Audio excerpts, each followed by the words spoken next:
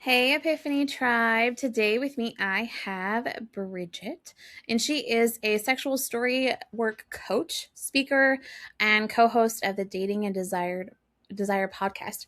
She helps Christian singles, dating, and engaged couples engage their sexual desire in a way that aligns with their values and cultivates deep self-trust, proving that you can live a life that is both holy and or hot and holy. Sorry, hot and holy.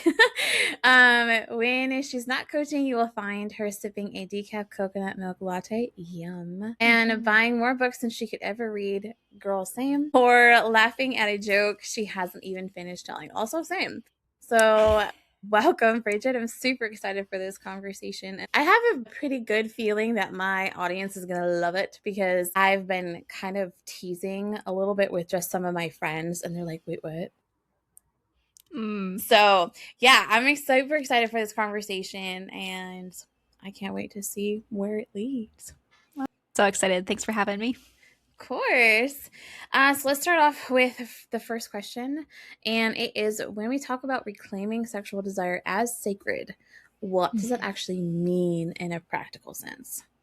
Yeah. Well, you know that funny feeling that you get in your belly when people talk about sex? Yes.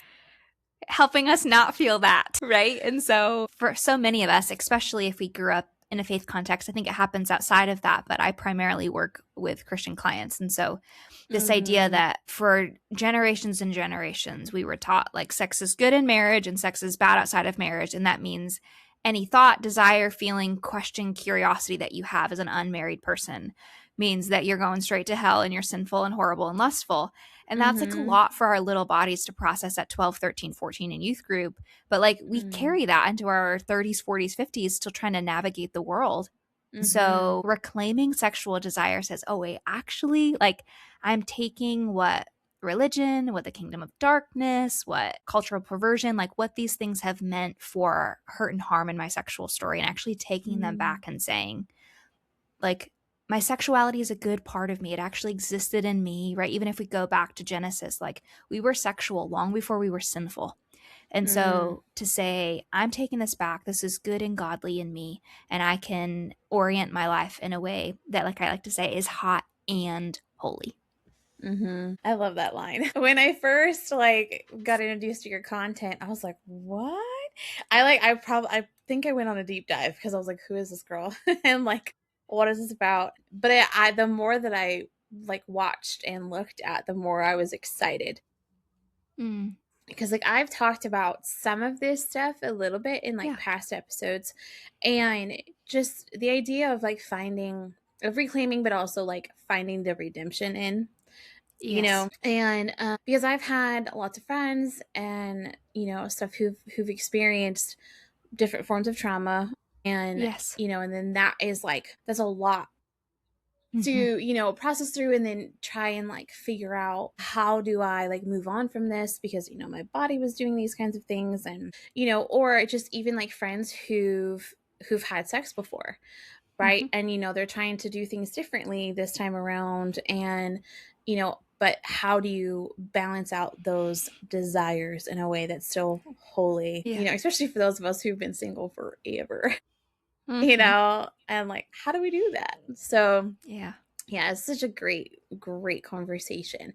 But what's the difference between desire, lust, and temptation? I really think that that's a good question to unpack.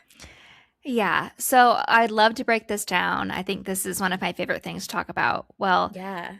We're going to come back to desire in a second, but I want to talk about lust and temptation. So lust, the way that I describe it, is lust removes another person from the context of their full story and acts like it's no big deal.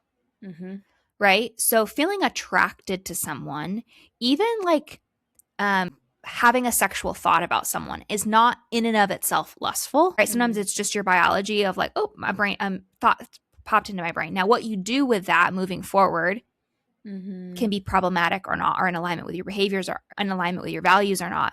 But lust in and of itself is just that it's distorted desire. It's saying, I'm going to use this person, take this person as an object of my own gratification without acknowledging that they are a human, that they have agency, that they're worth honoring and loving, and they're filled with the glory and image of God, like all of those things. So that's lust. Temptation, I think that it's a really big churchy word for the reality of making grown-up choices in your life, right? So I'm tempted to eat chocolate cake every day for breakfast. Now, I don't do that because that doesn't align with my health goals, and also it doesn't align with how I want to use chocolate cake in my life. Like, chocolate cake can be fun as like a girls' night on a Friday night in our PJs watching a rom-com. It can be a romantic date. It can be a birthday, an anniversary, a celebration. Like, there's stories that I have attached to chocolate cake. I know this is a silly example, but like, I don't want to just eat chocolate cake for breakfast every day. Like, that's not the story that I want to bring to that experience of pleasure. I want it to mean something. And I think oftentimes when we think about sexual temptation, it's really just the fork in the road to say, what story do I want to live in? What story do I want to choose? So if we go back to sexual desire, I love to break it down into two experiences of what it actually feels like in our bodies. I say the first one is sexual joy. And I describe sexual joy as a pushing force that moves us towards experiences of pleasure, delight, and self-giving. So yeah, it can be the flutter of attraction with a good-looking person, but it also can be like those jeans you got on sale where you look real good, right? I live in Nashville, Tennessee, and so there's this part in town where I love to go. I love going on dates there. I love bringing my family there. Anytime anyone visits from out of town, I always love to take them because it's a place where there's lots of restaurants.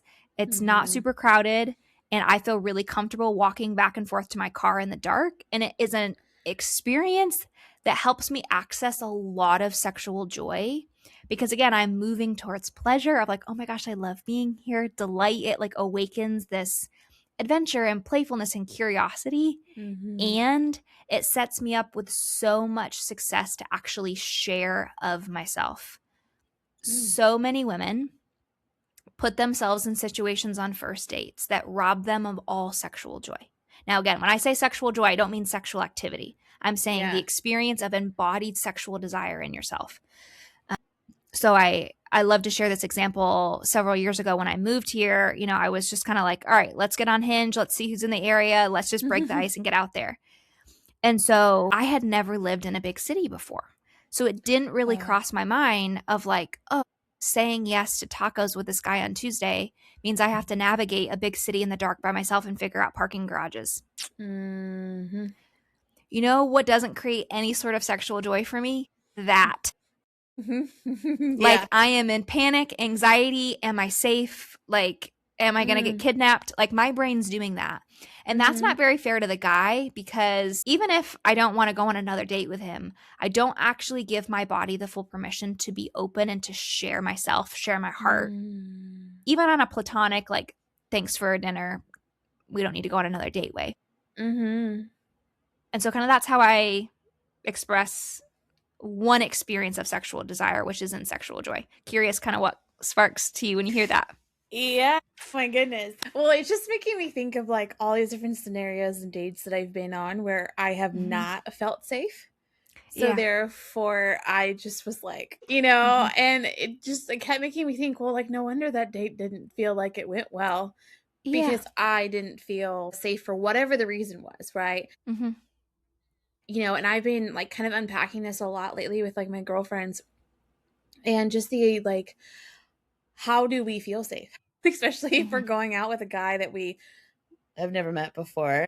Yes.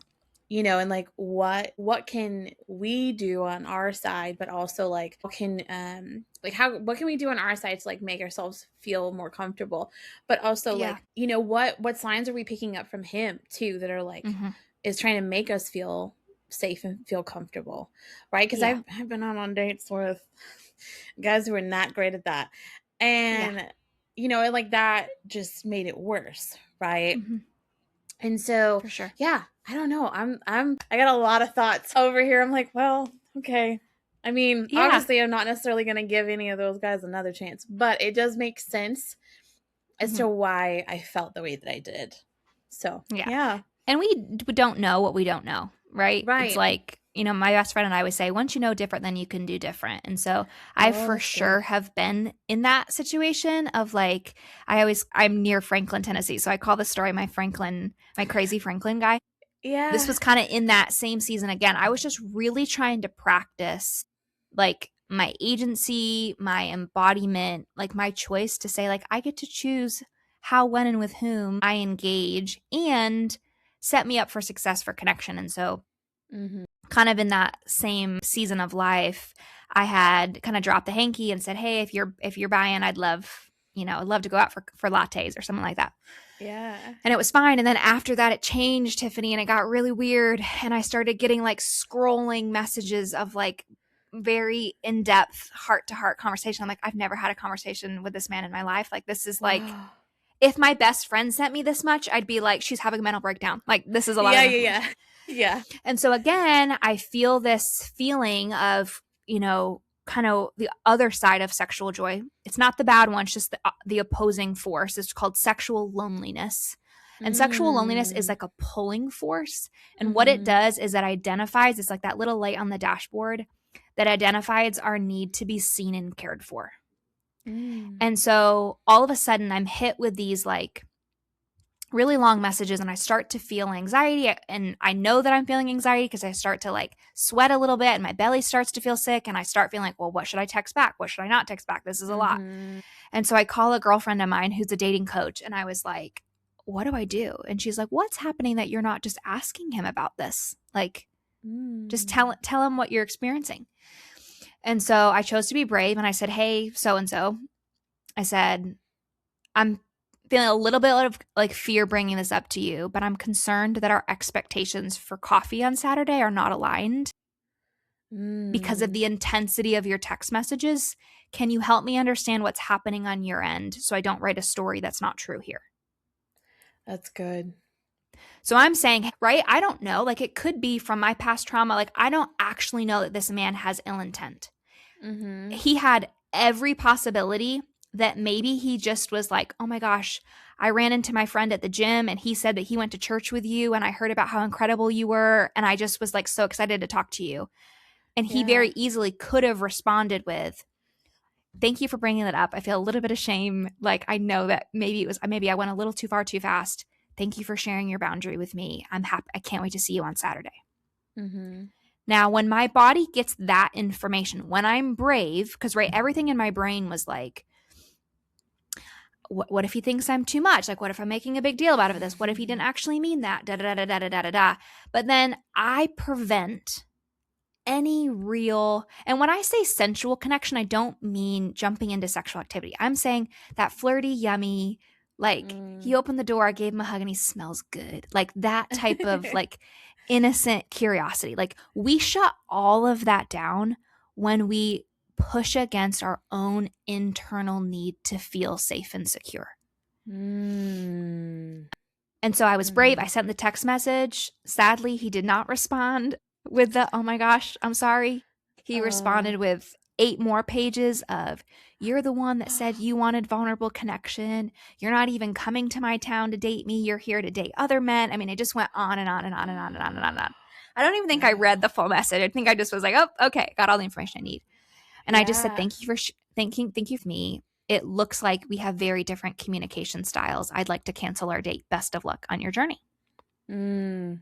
Mhm. And I always tell women, like, that's the best thing that could have happened. Like, the best thing that could have happened Mm. was me speaking up and saying, something feels funny. Yeah, but Mhm. I'm not making a judgment. I'm not saying you must be doing this. This must mean this. I'm just saying, hey, something Mm. is something's happening for me. I'm curious what's happening for you. Mhm. And he was honest. Thankfully, he was very honest with his character and his behavior. Um, Yeah. the worst thing that would have happened in that situation is he would have responded like the dream guy. And the dream guy doesn't mean the fictional character. Like, my life is filled with good and safe men as clients, as friends, as men I've dated. Like, just because Mhm. you don't marry them doesn't make them a bad guy. It just means they're not the right guy for you. Right.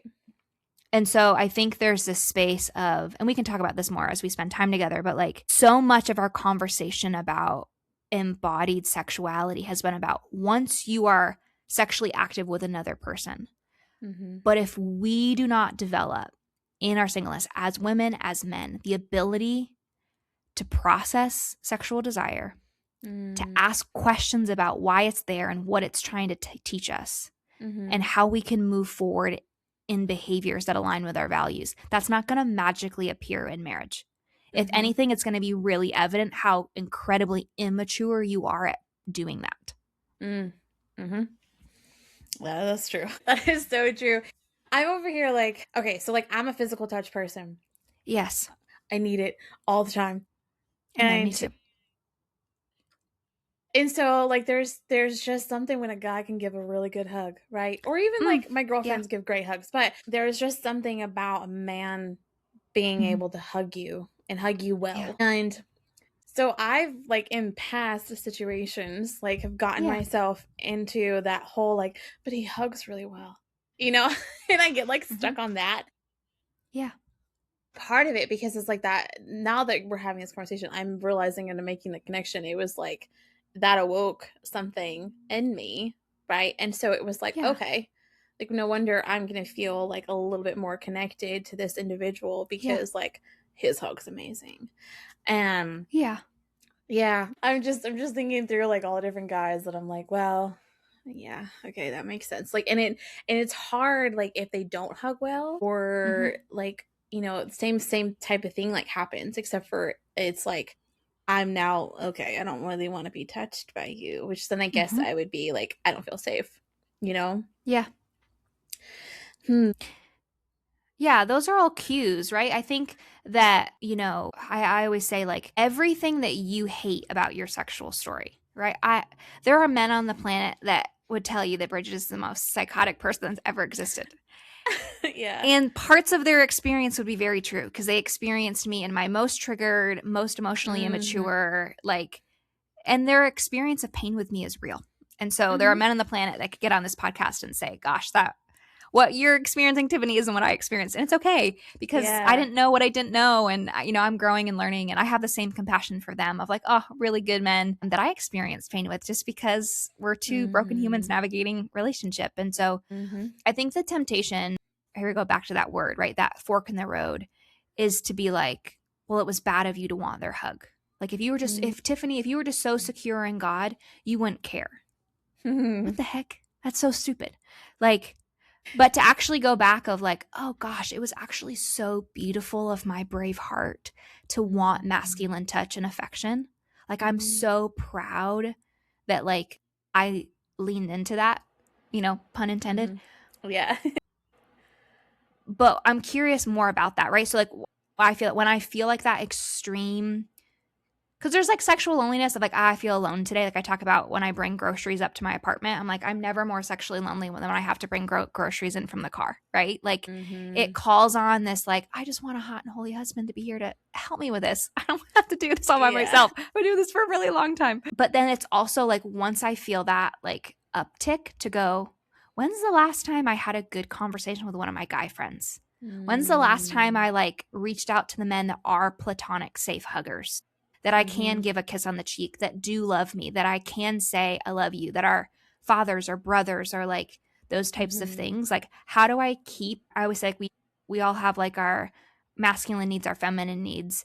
And so like Mhm. am I making sure that I'm still getting, even if I'm not pursuing romantic connection with a man, that my life is still filled with safe, intimate, connected experiences with men so that I'm not going to romance as this like, oh my gosh, I'm starved for male affection. Mm. Mhm. Ooh. Yep. Okay, so that brings up another point. Go for it. Like I I mean, I won't go into like all my stuff, but like there's just been different situations where when I have like been starved, right, that Mhm. I will seek out whoever's going to give me attention, Yes. right? In whatever way that they're going to give it. And I Yep. think that this just kind of I don't know, it's interesting to like be unwrapping this at this point in my life and Mhm. you know, to just kind of be trying to process through like so many different scenarios from the past like 10 years. Yeah. Um but yeah, I don't know. I feel like the where am I trying to go with this? I think that I don't know. It's just it's kind of hard to put into words right now, obviously. Mm-hmm. But Good. yeah, I don't know. I don't know where my point is trying to go. Um, other than I think I'm a little shook. Yeah, Like, and I you think know? but I think what your body's experiencing is what we all experience of like Mm, there's a beautiful book about it's called Desire by Jay Stringer. mm, I've been trained in his program. It's beautiful. It's not just about sexual desire, but it's about all desire in life. 10 out of 10 recommend everybody okay. buy it. Okay. And so he goes through like 5 different core desires that we have, like Mm, meaning, growth, purpose, something, guilt, that I'm not mm, remembering them all in order. But yeah. when he's talking about sex, one of the things he talks about, and I expand it beyond just sexual activity, I talk about romance, is it's Mm, designed to reveal. Well, Jay says this. I didn't say this. Jay says it's designed to reveal, to provoke, and to heal.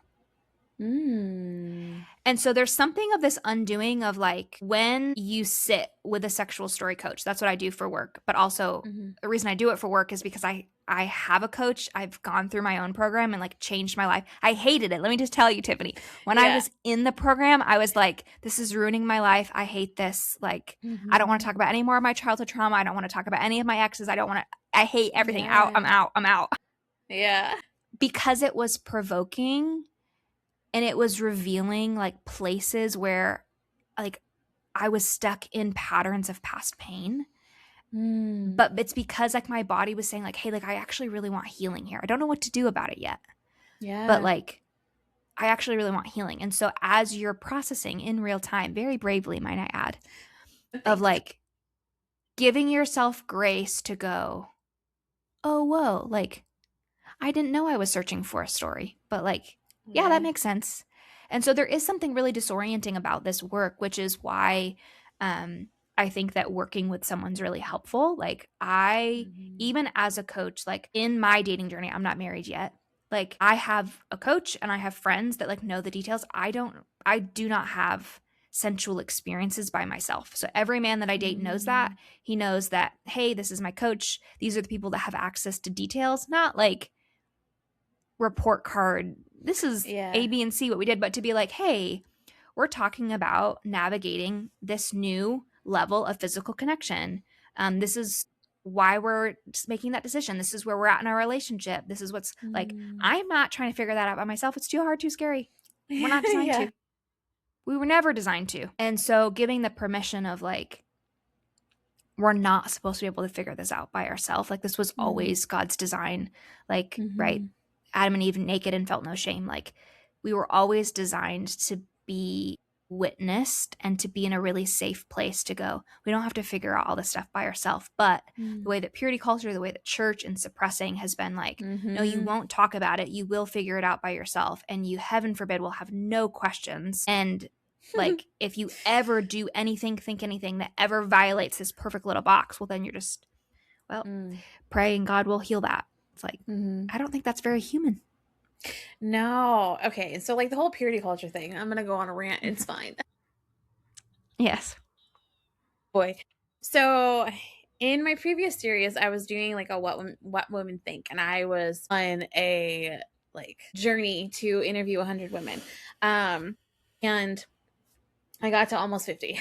But anyway, purity culture kept coming up as like Yes. the thing, right? Mm-hmm. And there were very few, like I think under 5 of the 50 Yeah. women that I interviewed that were not completely scarred by Yeah. purity culture.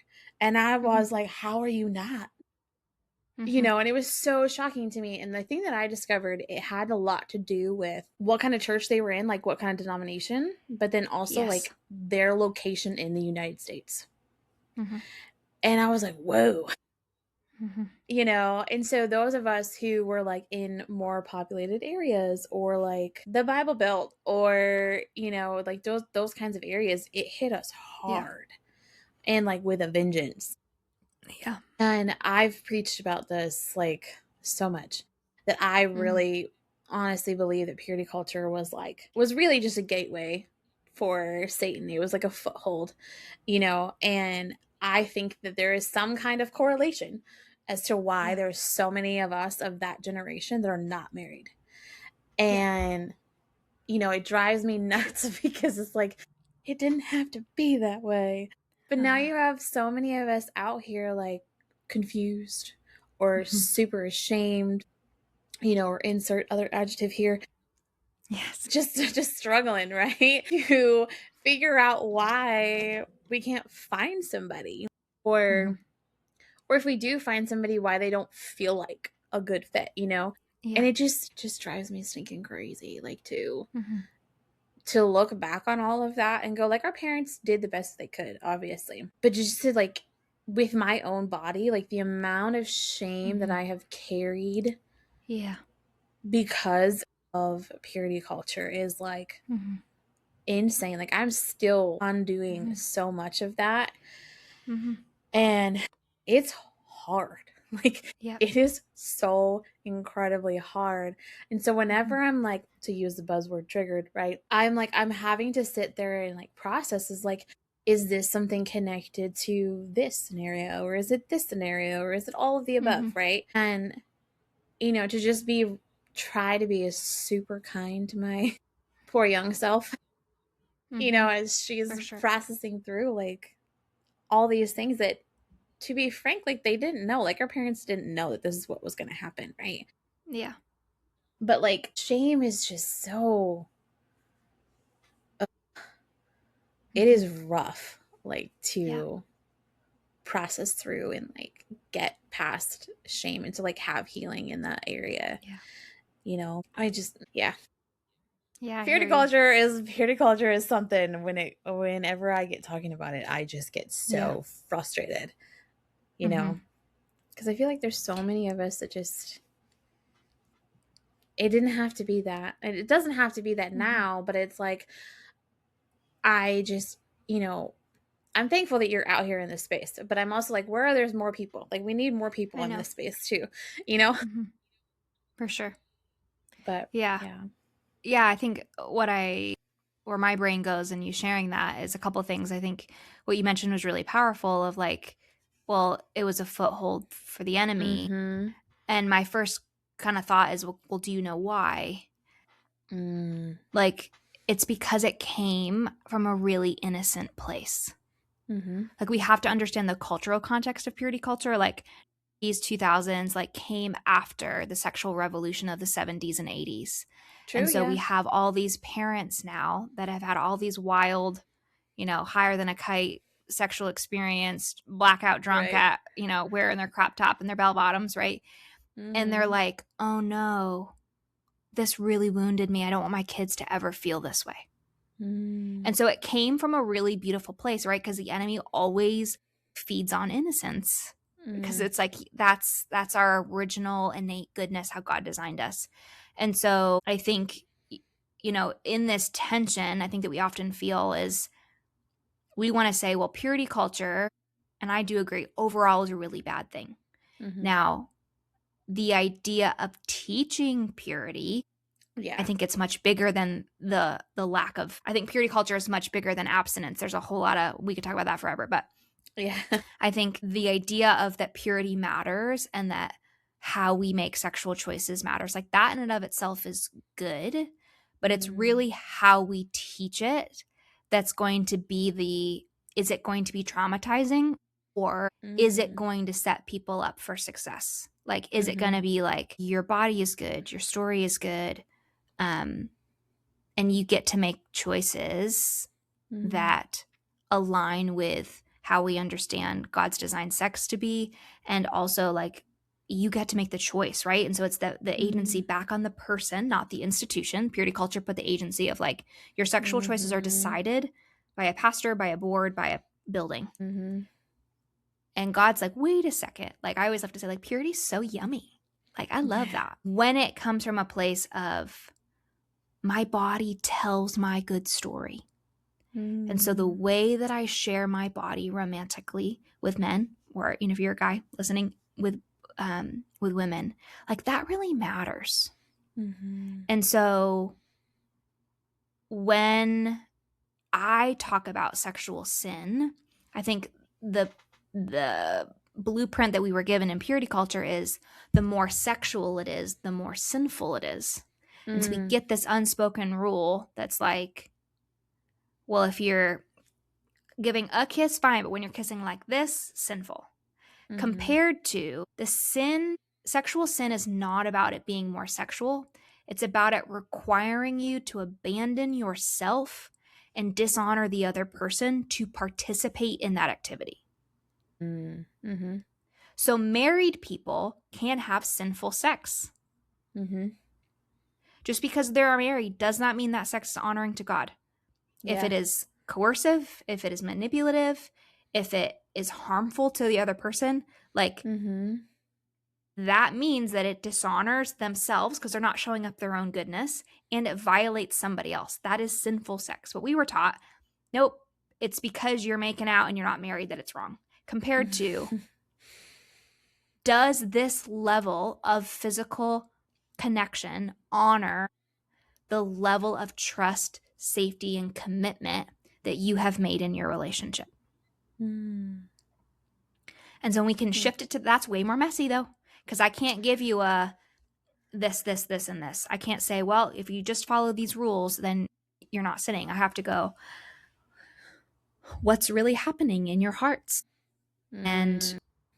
what do you want this to communicate? And how is this reenacting past trauma? And how is this the Holy Spirit inviting you to heal? Like, those are way more nuanced conversations. And I would rather someone give me a list. I'm a rule follower. I Yeah. would rather someone give me a list. I get really Same. annoyed with God of like, it would be so much easier in my life if you would have just given me a list. And I remember like, I didn't date until after college. I was a late bloomer, not because my parents wouldn't let me. I think just there was a lot of stuff that I was processing that like dating didn't feel safe to me until I had worked through some of that. And Mm. I remember sitting with my college pastor, who still is my mentor today. I just texted her.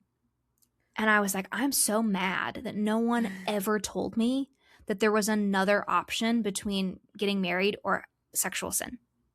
Like, I Mm. literally thought those were my only options. I had no framework that I could date somebody and walk away like so grateful for the physical connection that we shared because Mm-hmm. it honored our values. There was high conversation. Like, I never had to participate in something I wasn't comfortable with. Like, people knew Yeah. about it. We weren't keeping secrets. Like, I didn't have any sort of blueprint that I could leave an adult relationship. Glad that we were snuggling and smooching, but because it was in alignment with the relational commitment and connection that we had at that time. Mm-hmm. And when we got to a place to go, this is not good for us to continue, like the lifetime vision that we have for each other isn't right. We could walk away with innocence, being like, I'm thankful that I got to learn, and I'm thankful that I got to Mm. heal parts of my story with you without it being this like, oh my gosh, like now because I kissed this guy, my husband's gonna have less petals or whatever the stupid purity culture thing is like now there's less of me to give. And that's, Yeah. I think that, you know, again, we could go on a whole side conversation about that part, but I think it's really hard to have these conversations because it would be easier if we had a list. Mm-hmm. But if we want to be what I call relationally safe and sexually mature adults and having good sex in our 60s, that's what I'm for. I'm like, hey, I'm not trying to just get you to your wedding night a virgin. I'm trying to get you to have good sex in your 60s. And if you want that, Mm. we have to do some of this deeper heart work to understand Mm-hmm. what's happening for you and for your partner so that you do have that ability for growth and connection over every season of your life. Mm. Mm. That's good. Again, I have like a bazillion thoughts. But I guess the question that I wanted to ask is like, like, what does that look like when somebody's coming to you and is like, okay, I think I messed up, or like, whatever. Like, how do you walk Mm-hmm. somebody through that part of it? Because obviously Yay. that's going to happen. Absolutely. So can we practice that together? Yes. Okay. So you don't have to give me any major details, Okay. but I tell this story. I'll give you my example, and then I'd love to kind of work it through with your example if you're comfortable with that. So I have this experience probably 2 years ago. I don't know. Okay. I was at an event at my church, and I'm standing in line to get lunch. And all of a sudden, I feel the presence of a very attractive cowboy standing behind me. I was like, oh my, there's a hottie in the house. So I was like, okay. And Tiffany, I wouldn't say that I'm, just because I'm a coach, I wouldn't say that I'm this like great flirt, that I'm like show up at dating events and don't get flustered. Like, no, all that stuff happens to me because I'm human. And so I'm talking to the woman in front of me, and I had listened to that. I can't remember her name, the woman that does a lot of like body language. Okay. Where she talked about like pointing your toes like towards someone to like signal body language, right? Her. Okay, and so I just kind of like opened my body language a little bit. I'm like, let's just see what happens.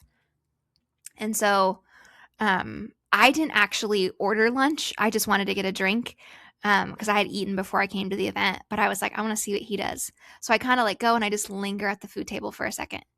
This was like really brave for me. Like, I'm like, where do these moves come from? This isn't normal. And he comes up behind me and he's like, I'd love to sit with you. I'm like, oh, that'd be amazing. And so we go, we sit down, and I'm flooded, like super butterflies, like, oh my gosh. But then as I started talking to him more, I was kind of like, okay, I'm actually not interested in like a romantic connection here. I just think you're really cute. But I kind of sat there for a second because, again, I think I got hit with a couple of emotions. I got hit with fear of like, is this guy single? Like, he's obviously not married, but like, what if he has a girlfriend and I'm over here like thinking he's cute? Which again is very human and normal and natural, but I think we put so much pressure of like, you can never think anyone's ever attractive. And so I just kind of took a breath for a second, and I'm like, okay, wait, what about this experience creates sexual joy for me? Yeah. And so I was like, it felt really good to just like feel this like safe masculine presence. That felt really grounding and really good. I loved his initiation to come sit with me. Like, I think about being in 6th grade, and like I had these friends, but I had those friends, but like they weren't friends. And so like, where do I sit at the lunch table? And what are they going to think if I sit there? And what if I sit there on Tuesdays and here, all of those things. And so it does spark this like little version of me that's, again, it's like asking for healing. Like, will you see me? Will you pay attention to me? And so I was able just to like slow down for a second and go like, oh, wow. Like, thank you, good body. Like, it does feel good to be invited. It does feel good to make new friends. It does feel good for me to risk, right? Like, there was some brave risk involved in like moving my body and lingering a little bit and being open to conversation. I wouldn't say any of those things come natural to me at all. I just have been trying to practice, like, I want to be the kind of woman that like keeps saying like, but what if it's him? Like, what if this is it? Like, I don't want to ever lose that. I always want to keep hope alive. And I would have missed all of that if I would have just judged and been like, oh, nope, you're attracted to this guy. Shut it down. You're lusting. I would have missed all the goodness, because I actually learned in that situation, I don't actually want a romantic connection with him. Like, after we talked for an hour, I was like, I'm good. Thanks. I'm good. Yeah. So with all that being said, I'm curious if you think of a moment we could do a moment like that that's like, ooh, sexual joy, or it can be a situation like my guy that was like scrolling where you're like, ooh, I felt a little unsafe, or I felt that like sexual loneliness of, I don't feel cared for here. Yeah. Boy. So we got some options. Okay. We'll go with sexual joy because it was like super shocking to me. So story time. Everybody stick along for it. You're going to love it. Okay. So I had just moved here to Dallas, and it was like June, I think, of last year. I went dancing two-step for the first time in Dallas. I've two-step before, but like the first time here. And the way that they do it here, they might do it the same way everywhere else, but the way that they do it here at the dance hall that we go to, all of the follows, like for the practice time, rotate. Yeah. Right? And so I was over here going, dear God, I have to just all of a sudden be touched by all these strange men. This is going to be great fun, she says very sarcastically. So I was kind of already feeling like a lot of like anxiety with that. And So this is like twofold. So there was one guy that when I walked up to him, he introduced himself and I was like, "Hi, I'm Tiffany." Um, whatever. And he was like, "That's a really cute dress." And I was like, "Oh, thank you." Like, thanks. And so we did our thing and like no big deal, and then I moved on. And like a few men later, here he is again. And I was like, "What?" And so we Mm-hmm. had like the same repeat conversation, but like a little bit more like, I mean, I may have been a little bit more flirty. I don't know. Yeah. I don't know what he was putting out there, but it's fine. So we had like the exact same word for word conversation. And I just remember thinking like, okay, this is weird. What? But then the next guy, who I found out later was actually related to the first guy, as Mm-hmm. I'm like walking over to him, he goes, "Come here, sundress." And I was like, "What? Hold up." Mm-hmm. I'm like, "I know it's a cute dress, but like, come on, guys." And I was like, maybe it's just because it's June and it's sundress season and they were really happy to see somebody in a sundress. But but I was like shook because I'm like, hold the freaking phone. Yes. What is happening right now? I don't know how to feel. But I felt like really good. And like we had a Yeah. really great time dancing. Like we actually danced multiple times later on in the night too. I did with both of them. But like for my first time going dancing, I was just like, okay, cool. Now I want to go back like every week. But yes, like that's kind of like the very short version of the story. But I just remember feeling like, oh, I can be comfortable, Yeah. And I had no idea, but like these two individuals were actually like sort of connected to the group that I was there with. And Yeah. so it just kind of ended up being this really interesting like thing that so then Yeah. almost every time I went back, like for the first like little bit, we'd all like we would dance together and it was just like, okay, I'm comfortable, I feel safe. And so yeah. Love it. Okay. Yeah. So you told us the logistics of the story. Like what Yeah. happened? What'd you do? Love it. Okay. So if you were to think of the heart of the story, like what is Yeah. that story about? If you were watching that happen, what is that story about in a couple sentences? Ooh. Okay. Hmm. Okay, so like I think it would be a, a woman Mm-hmm. finally feeling like one that she's desired, but also comfortable in that kind of scenario, like with multiple Yeah. men and just being able Mm-hmm. to, especially men that I had never met before, Mm-hmm. um, and just being able to be like, okay, like, but it also didn't mean anything past the dance, it Yep. was just, it was a dance. And so, yeah. Yes. Love it. So comfortability and the sense of containment, right? Like Yeah. it's not going to go past what I'm comfortable with. It's safe, it's fun, it's playful, right? All of those Mm-hmm. things. So the second question, so I call this my core four, and this is how you can Okay. process sexual desire in any category of life. An attractive person, a spicy scene that you're like, ooh, I feel guilt that I got attracted to that. For people that are struggling with pornography, like, why are Mm. you drawn to the things that you're drawn to? The dreams that you have of like, oh my gosh, I can't believe that I thought that I dreamt that about that person, right? Like, Mm-hmm. I literally, you can use it in any category of your life. Right now, we're using it with Okay. the two-step guys. So the first question is, what is the story, which we just Mm-hmm. named? Second question is, how does that story, this idea of a woman feeling desired, pursued, like connected, and the sense of like, this isn't going to go, I have choice in where this goes. Where Mm. does that, if we were to like, the old school, like overhead sheets that I remember in school, Yeah. Yeah. where does that overlap with your personal story? And it may not be, it might not be in a Yeah. sexual sense, but like, if you were to Yeah. think back to like 10-year-old Tiffany, where does Mm. she either feel desired or feel like, I don't feel like I belong or that people want me? Yeah. I mean, I felt that like a lot of my life, like that Mm-hmm. people didn't want me. Mm-hmm. And so like I'm the type of girl or woman who was Mm-hmm. often told I'm too much and needed to be quiet. Yeah. And all of those things. And so I didn't really feel like I ever had a Mm-hmm. place. Yep. Um, Mm. so yeah. Yeah. And the girl on the dance floor that night does. Mm-hmm. Yeah. right? Yeah. So the third question I love to ask is, so thinking back, you said that was kind of when you first moved to Dallas. Thinking back to that season, Mm. what did the like flutter of this whole exchange, what did that tell you about what was probably missing in your life in that season? Mm. Ooh.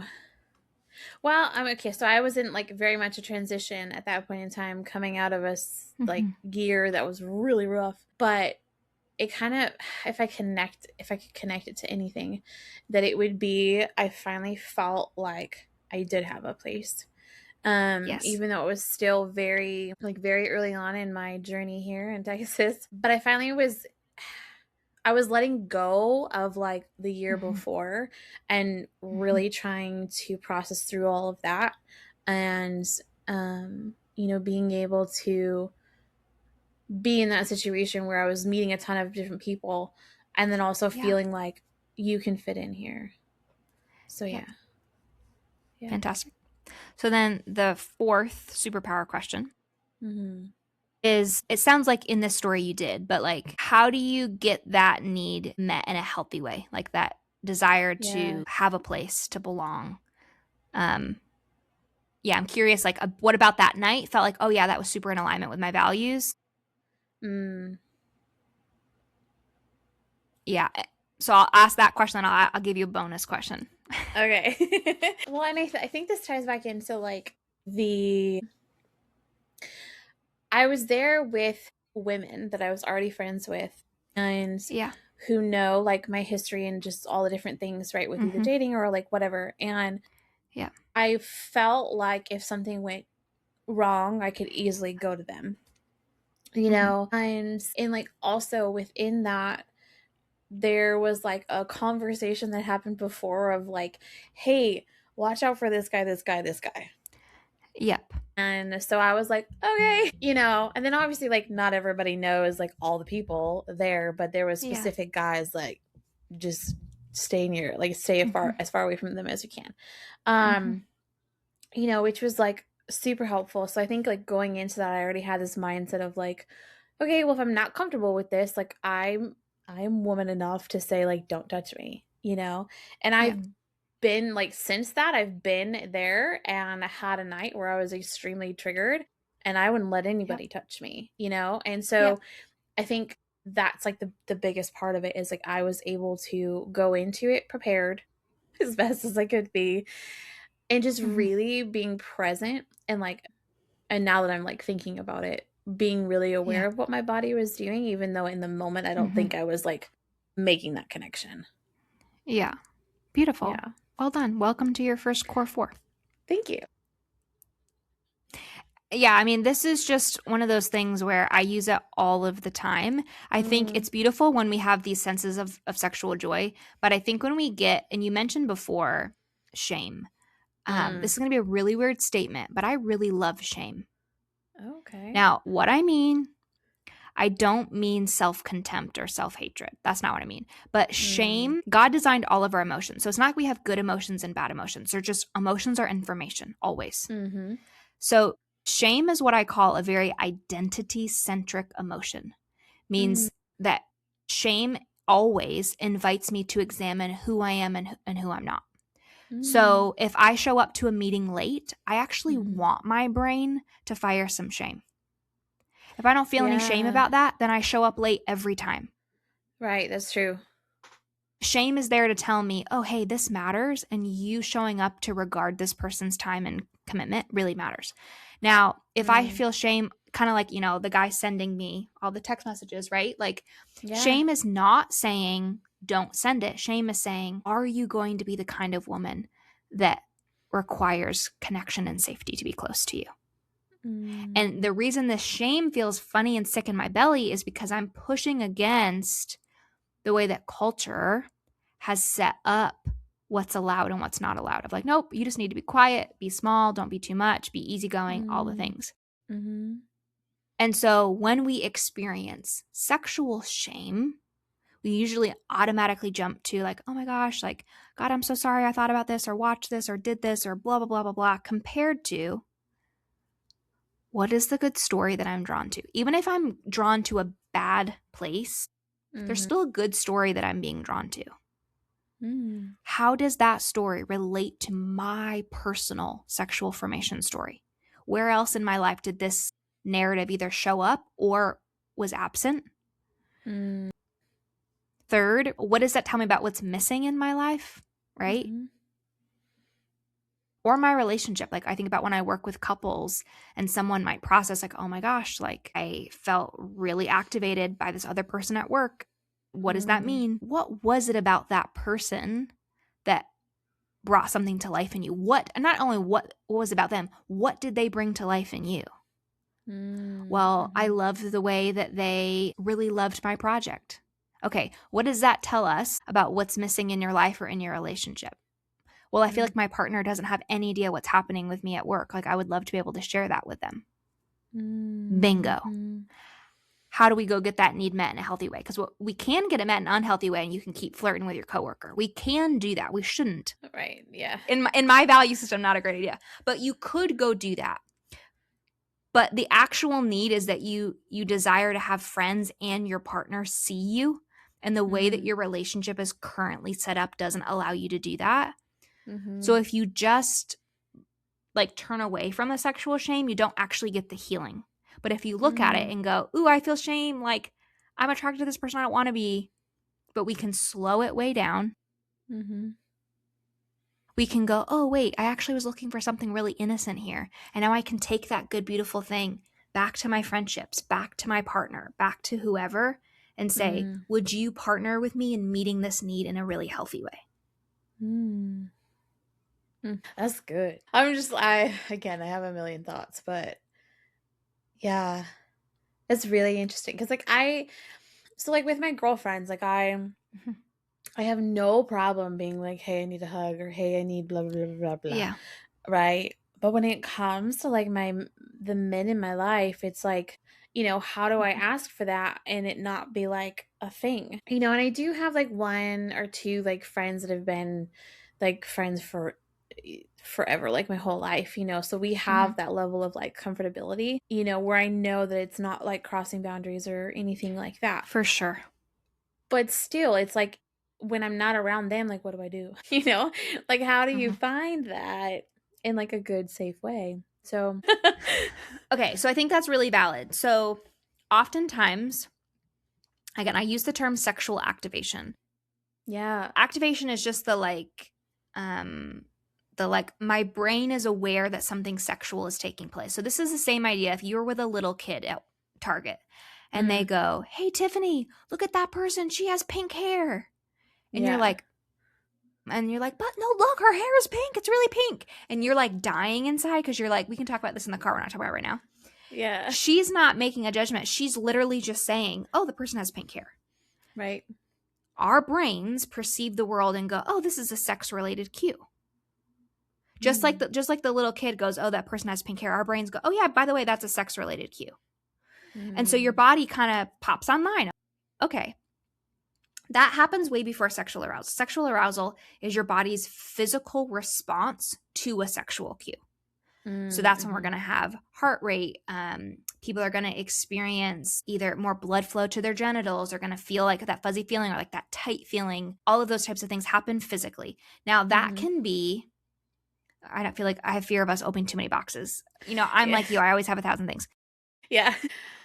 That can happen. Arousal can take place. It's called arousal nonconcordance. Emily Nagoski talks about this a lot in her book, Come As You Are. It's not a faith-based book, but it's a very good book on understanding female sexual pleasure. And so arousal nonconcordance means that you can experience physical sexual arousal when something is happening to your body that you don't want to be happening. So anytime there is harm or abuse in your story of like, wait, I didn't want it to happen, but my body's responding. Either it reached climax or it felt good or whatever it is like, wait, so that's not the same. That's not the same thing. So your body can have a physical response to something that it doesn't want happening. Also, right, this curiosity, this activation can be, oh, I'm curious about this, but it's my body's not taking me anywhere. It's just going, oh, sex-related cue. That needs to go somewhere.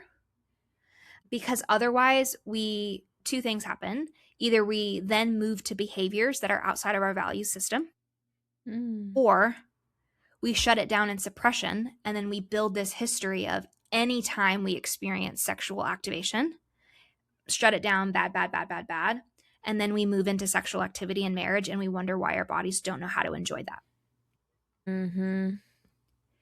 So the alternative is, well, how do we move sexual activation through our bodies? This is a sparkly thing. I can make it practical. Sparkly thing is, it's good to have rhythms in your life, desire, creation, completion. So in a sexual experience, scientifically speaking, moving through an arousal arc, people experience desire of, ooh, this sounds yummy, I want to move towards you. Creation, they're creating pleasure and momentum. And then completion, when they reach climax, like their body goes, okay, yummy, thanks so much. In a safe setting. Like I said, obviously someone's body can move through that cycle, even if it is a sexual experience that is not consensual. But in God's design, it was designed to be in a narrative of beauty and fruitfulness and connectedness. Well, sex isn't the only place that we can do that. When we can use things like art, cooking, exercise, where it's like, I want to move my body, I want to create something beautiful, and I want that beauty to have an end. I do that a lot with vision boards. I'm not artsy fartsy in any capacity, but I love vision boards. So when I get this like, Lord, I'm so angry, where is my husband? Right? When I get that mode to be like, I don't even have words to pray because I'm so pissed off. But I can like go through these magazines and I can be like, okay, Lord, what are some words? What are some images? What are some things? So I'm taking that desire, I'm creating something beautiful, and I'm completing it because the page gets done. That also can be in going for a walk, right? I want to move my body. I'm going outside, I'm in the sunshine, or I'm in the freezing cold, depending on the time of year, right? And then it ends. The timer is done, the mile is done, whatever it is. And so we can help our bodies say, when you ask for connection and pleasure and safety, I hear you, and I'm going to make sure that you get that need met in a way that aligns with your values. And so I'm trying to create lots of different outlets for you to feel that. That's good. I'm me over here like, okay, I'm gonna start making a list of all the other things that I can do. So many things. But yeah, I mean, that makes sense though, because like when I've been in like my times of like exercising very consistently and like, all that, right? It's like, well, no wonder I feel so good. Yes. I mean, obviously we know like the science behind like endorphins and like all of that. Yeah. But like you don't always think about it in the way that you explained it, Yeah. like going out, doing something, and then it ends. Like, that's so simple, but I feel like so many of us just don't either have that like verbiage or would never have put that together. Yeah, and it's kind of like back to the chocolate cake, right? Like sometimes like DoorDash a good something, like periods come and need chocolate now, I'm gonna die, right? But then there's also something of like waking up on a Saturday morning and having your podcast and have a cup of coffee and like baking something in your jammies while you're doing laundry. Like there's something about that whole space that's like, that's savoring pleasure compared to like shortcutting pleasure. And so I think it's really important that in all areas of our life, not just sexual, but that we like really savor pleasure of like, oh, I hate these jeans that I'm wearing. I cannot survive them all day long. I'm going to go put on clothes that like feel really good on my body. Or I know I bought this $7 something drink and it's horrible. I'm going to ask the barista, like, I'm like feeling some guilt. I really don't like this. Is it possible for me to exchange it?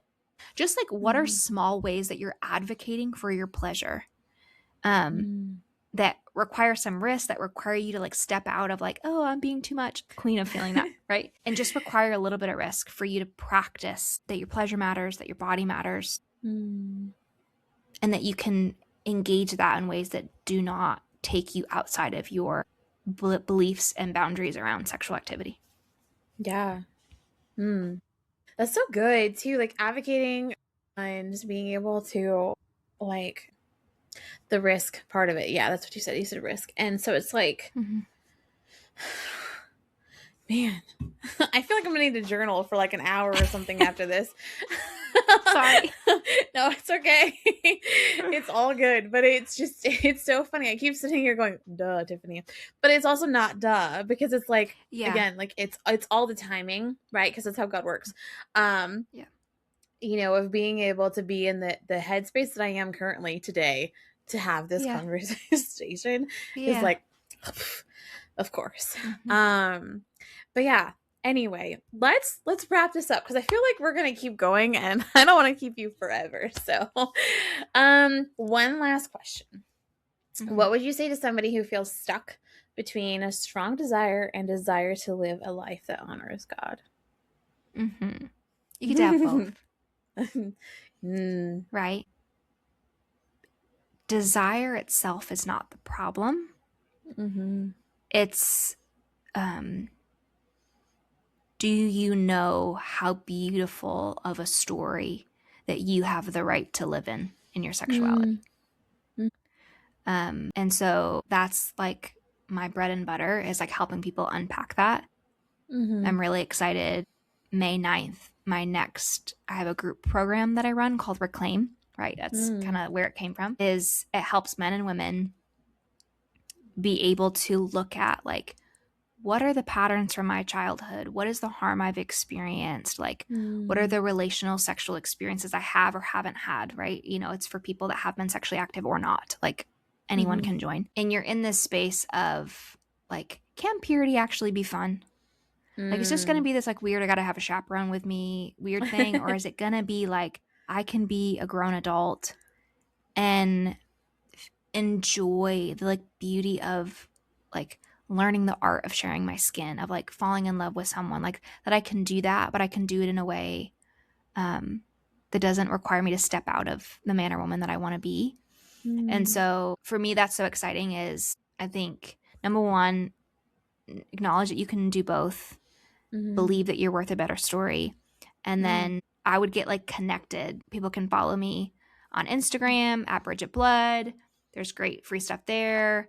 I have a podcast called Dating and Desire with a friend of mine who's a dating coach, and we have Mm. therapists and, you know, sex therapist and story work people, like all the different people where we have conversations like this that unpack all of these like really big. We talked about a lot of really big stuff today. We did.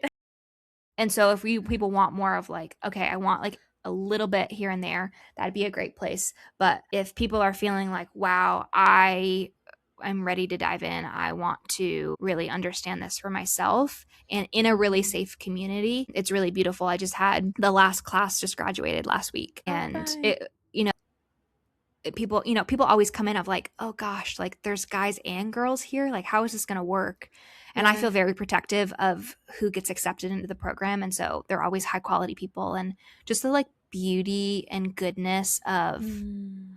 oh well, like there were things that I thought I was going to have to take to my grave that now I Mm. have proof that there are like good and safe men and good and safe women that Mm-hmm. like champion me, that love me, that support me, that know me and Mm-hmm. don't judge me. So that'd be fun place to Yeah. start. I'm going to be hosting a info call about that in a couple weeks. And so if Okay, people want cool. to come get just info, I say come.